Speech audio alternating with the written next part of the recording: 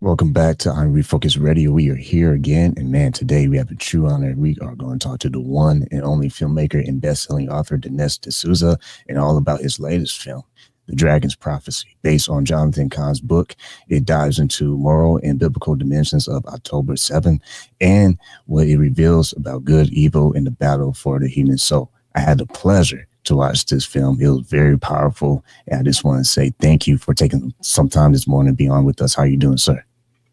I'm doing great, and thank you for having me on. I'm very excited about this film. It's a departure from my earlier films, which have really focused on politics, culture, and history, but not so much on the Bible or spirituality. And second, they've been very much focused on the meaning of America, whereas this film is really about the great struggle between God and, well, the dragon. That the dragon in the title refers to the devil. It's a reference to the book of Revelation, chapter 12.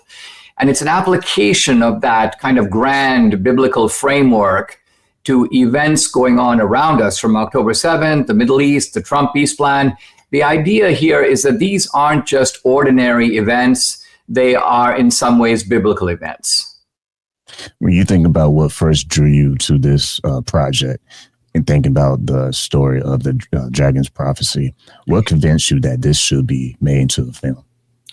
A decade ago, I did a series of debates about God versus atheism against prominent atheists, people like Christopher Hitchens, Richard Dawkins. I wrote 3 books on Christian apologetics, but interestingly, I was not familiar with the very recent advances in biblical archaeology, which have the impact of supporting the historicity of the Bible. In other words, for many, many centuries, you got these figures in the Bible, Pontius Pilate, the prophets Isaiah or Jeremiah, King David, and they were in the Bible, but they were only in the Bible. You couldn't find them attested externally until now. We have seen coming out of the ground coins and stone inscriptions and clay seals, all kinds of artifacts. And suddenly figures out of the Bible are jumping out of the Bible, like into the pages of history along the pathway of archaeology. So I was very excited by all this. Then comes October 7th. Then comes Jonathan Cahn. And so I realized that here is a way to tie the past, the archaeology, with the present, October 7th and the war. And then Kahn's prophetic angle on all this, that's the future, into a beautiful tapestry. So I'm very proud of the sort of scope of this film. I think it's very much fitting. It fits in with this mood of renewal that we see, not just from the peace plan, but also from the aftermath of Charlie Kirk's assassination. I want the film to be part of a moral and spiritual renewal in the country and worldwide. Once again, let's Refocused Radio, talking to our guest today, Dinesh D'Souza. If you want to learn more about this film, go to the website, thedragonsprophecyfilm.com. It is available right now on Salem Now. So my next question for you is, in your own words, when I watched the film, like I said earlier in the intro, you were in Israel, you were interviewing survivors, you were getting some very powerful stories. What were some of the most eye-opening things that you discovered as you learn more about some of the people that were affected by October 7th? Well, it was very moving for me to go to many of the sites that were ransacked, invaded on October 7th. And I mean the Nova Festival site, the site of the kibbutzes where the Hamas terrorists came over, many of them on motorcycles going right across the fence from Gaza, and talked to survivors who gave very harrowing accounts of what happened to them. And very interestingly, we had the actual footage, because it was taken by Hamas, of those events, so we could have them talking about it. And you can see not what I normally do in a film, a recreation of the event, but no, you're watching the actual footage. I also have October 7th opening the movie, and I put you right on the scene. What makes the thing so, I think, kind of eerie is because you're not seeing it from the Israel side. You're seeing it from the Hamas side, because Hamas was the one that took the footage. They live streamed some of it. We have all of it. We excluded some of the most brutal footage, but we have enough in there where you really get a feeling of what it was like. And then we pull back and look at these events in their wide significance. Political questions like whose land is it? The critique that Israel is like a colonizing power.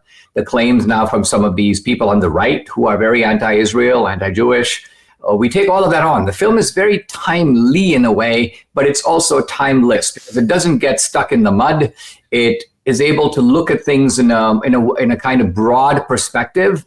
And there are biblical passages brought up, as you know, having seen it, up on the screen so that things aren't just asserted about the Bible. You can actually see them. And we use, by the way, cutting edge AI to illustrate some of the ancient scenes, like the pilgrimage road where, Mary and Joseph lost Jesus. You can kind of see what that was like. I'm standing archaeologically in the ruins of it, but then through AI, you see what that was actually like in the first century AD. And when you think about protests that it still goes on even to today, even from starting of October 7th, people protesting from the river to the sea, you break that down in the film as well, the meaning behind that. If you can, for our audience, what is the meaning of that from the biblical context? Well, this is where Jonathan Cahn, who wrote the book called The Dragon's Prophecy, comes in. And he does a minute study of the Bible, and he is able, with great insight, to draw parallels.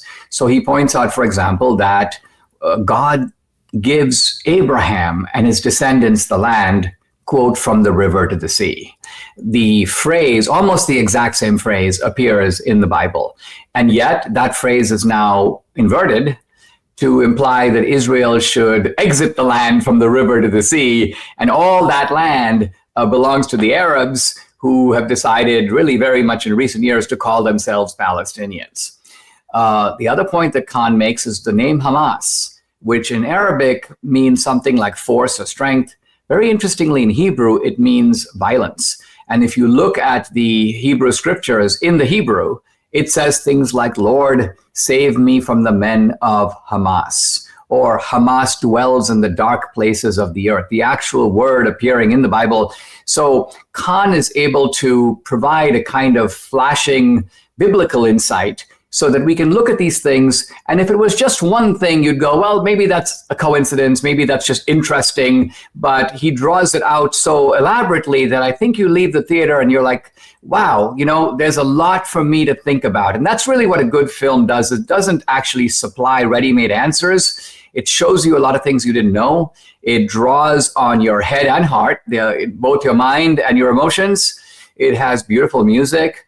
Of course, I have a one-on-one with the Prime Minister of Israel, Netanyahu, and I ask him really interesting questions about, hey, Tucker Carlson raised the question of whether the Jews of today, like the Jews of your country now, are they in fact the descendants of the ancient Israelites? And Netanyahu, of course, jumps right in and gives a very elegant sort of dunking on Tucker, but draws out his own family history in that region.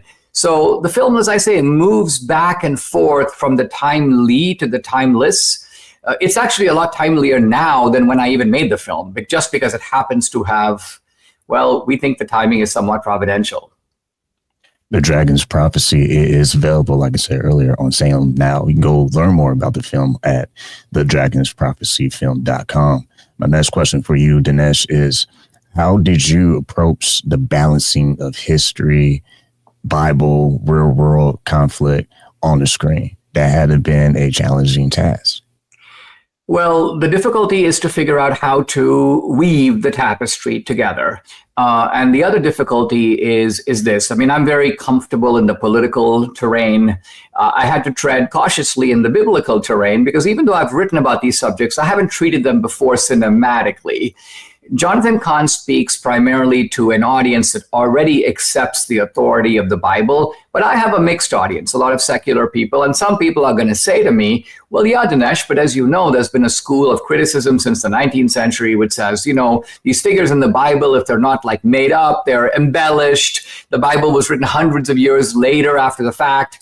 And this is why I have the section on biblical archaeology, in which I jump into the archaeological pit.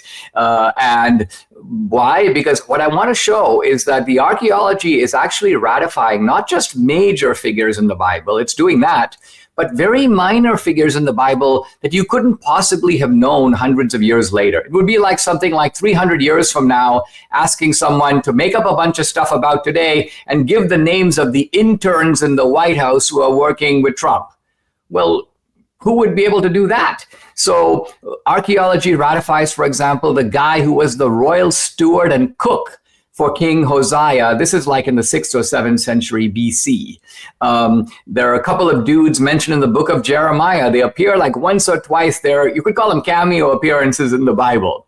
Out come clay seals in the ground around the city of David, about 53 clay seals, but 2 of them name these 2 guys. One is Jehukal, son of Shelemiah, Gedaliah, son of Pashur. And in fact, the people who found the seals had no idea that these people are actually in the Bible. Someone had to look it up and go, whoa, these people are mentioned in, I believe it's the book of Samuel or the book of Kings. And so again, suddenly the Bible is corroborated, not just at the macro level, but at the micro level of little details. When viewers go see this film and they see the footage from October 7th, what do you hope that they will understand better looking through the lens of that event? And how does the film challenge the way audiences may think about good and evil in modern times?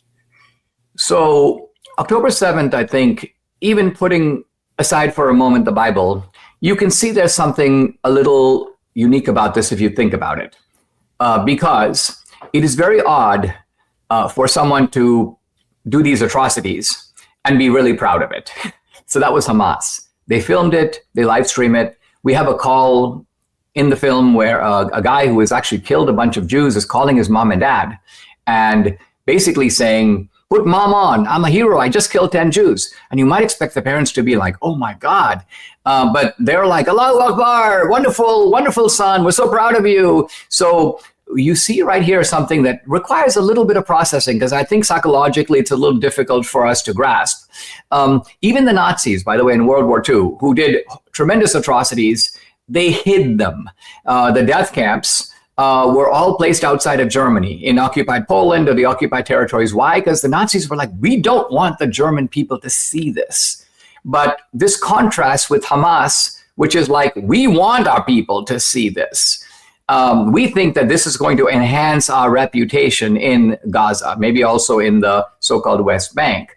So right there, again, in a purely secular terms, you realize we're dealing with evils of a dimension that we haven't really seen before. This requires some natural explanation. And if the natural explanation is inadequate, well, maybe we need a supernatural explanation. You mentioned earlier talking to Netanyahu and other great figures in the film as well, including Mike Huckabee. When you think about and reflect on some of the insight that you were able to gain from those conversations, are there any things that kind of stick out more than a lot? Well, this sticks out with me. So one of the ways I get people to open up in a conversation is I hit them with a question that they would never expect. So my question for Netanyahu was, what's your take on Jesus? So I recognize this is a little bit of an explosive question. I'm asking a Jew who's the head of a Jewish state to comment on like the most famous Jew of all time, right? And you could see that Netanyahu, there's like a look of surprise comes across his face, but he quickly recovers and he actually says something extremely interesting. He emphasizes the Jewishness of Jesus. Jesus is Yeshua, his mom is Miriam, his dad is Yosef. Jesus is, he keeps the Jewish holidays. He bathes in the pool of Siloam, the ritual bath in the city of David. He walks up the pilgrimage road to the temple. So what this represents for me, and I think it's kind of new, you wouldn't have gotten this from Netanyahu 10 years ago, is an attempt on the part of the state of Israel to embrace Jesus and Christians, not theologically, but culturally and historically. They're saying he's one of us. And so there's a bridge building effort here on the part of Netanyahu, which I really appreciate because I think Christians have strongly supported Israel. Of course, a lot of people are now saying, well, the Jews don't like us. They reject Jesus. They kill Jesus. Now, here's my point about all that. First of all, we are hearing from some people on the right that the Jews of today are not the Jews of the Bible. They're not descended from those Jews. And my point is, all right, let's say that's true. It's not true, but let's say it's true. How can you blame the Jews for killing Jesus? If the Jews of today have nothing to do with the Jews of the Bible, they have no responsibility whatsoever for killing, and yet you continue to maintain that they did. So we're seeing, I think, in our time, from the left and from the right, some rather disturbing currents of anti-Semitism. And I'm very reluctant to use that word. I carefully define it in the movie as judging Jews and Israel by a standard that you would never apply to anybody else. That's the kind of like working definition of it. So the movie, I think, is very careful in the way that it deals with these issues. It's also careful in the way it treats the Bible. There are a lot of people who will look at the book of Revelation and they'll go, this is what's going to come first. And then 3 days later, this is going to happen. And then 7 years later, this is going to happen. We don't do that because I think the book of Revelation is too mystical. It's too veiled to be able to say this stuff with high degree of certainty. And maybe we're not supposed to know it in that kind of detail. So we touch upon like the big landmarks, like the return of the Jews to their ancient homeland. That's predicted in the Bible. That's a big one. And hey, that happened. So we can verify it. We can corroborate the prophecy with our own eyes. I want to thank you for sharing the website, by the way. It is thedragonsprophecyfilm.com. The film is now in streaming. It's also streaming, by the way, on Rumble. And it is also available on DVD. So I think it's a film that you should see. It will have a profound effect on you, and it will really leave you thinking. And I also hope it'll leave you spiritually edified. It's a film that takes you to some dark places, which you alluded to, October 7th, like the MO of the dragon. But it doesn't leave you there. It leaves you on a note of restoration, unity, renewal. And so ultimately, I think the film is something that will leave you with it has very positive things to give you at the end. And for those who are just tuning in, talking to our guest today, Dinesh D'Souza, one quick question for you again is, when you think of viewers, people that might feel skeptical of prophecy or religion, what do you hope this film could trigger and maybe make them pause and think twice? What the film does is it brings in the prophetic insights, but it does so in a manner that you can observe for yourself. And so, for example, it is prophesied that in the end times, there will be a massive resurgence of hatred and violence toward the Jews. Why? For the simple reason that if the Jews are the chosen people, who do you think Satan is going to target except them? But not only them. Why? Because in addition to the Jews, you have what can be called the spiritual Israelites, the people who have been engrafted into the covenant. This is the Christians. And so again, if the Bible is right, there will be an attack not only on the Jews, but there will be rising tides of persecution against Christians occurring in the world. So then the film just says, all right, let's look around the world and see if that's happening. Because if it's not happening, then we probably are not approaching the end times. But if it is happening, you might want to think how a book written centuries, if in some cases thousands of years ago, could have anticipated and foreseen these momentous events that we happen to see occurring all around us. So this is the tone in which the film approaches these topics. And for this reason, I think it appeals to Christians, to Jews, and to secular people alike. Last quick final question for you is, at the end of the film, there is a powerful call to action for Jews and Christians. If you can, for our audience, what do you think that will look like in everyday life? Jonathan Cahn makes the point that in some way, things are going back to the beginning. The Palestinians, they're not genetically the same people as the Philistines. The film never claims that, but they have taken the ancient name of the Philistines, and they use the barbaric tactics of the Philistines. And so the people of Israel now have had to put on armor. I mean, it's very interesting to be in Israel. You have 19-year-olds and 20-year-olds with battle gear. They're holding these machine guns. So Israel has had to go back to the way it was, like in 3000 BC. And the message of the film is that Christians need to do that too. Why? Because some of these radical Islamists, they still have the force of Islam's original revelation. It's almost like the part of them lives in the 7th century. Well, the message to Christians is a little part of us needs to live in the first century AD, meaning we need to have some of the fervor and the zeal of the Christians in the book of Acts, who are like on fire for the Lord, eager to spread the message, putting on the spiritual armor, willing to take on the dragon, unafraid of taking sides in the battle of good and evil. So this is where the film is going. It's ultimately not even so much a film about what's happening over there. It's about what is happening in the great clash for your human soul and the importance of you making a decision and siding with good versus evil, siding with God over the dragon. Been talking to Dinesh D'Souza here on Refocused Radio. Make sure you go support the project, The Dragon's Prophecy. Go to the website, thedragonprophecyfilm.com. It is available streaming on sale now. Like always, I want to say to you, sir, thank you for your time. I really appreciate it.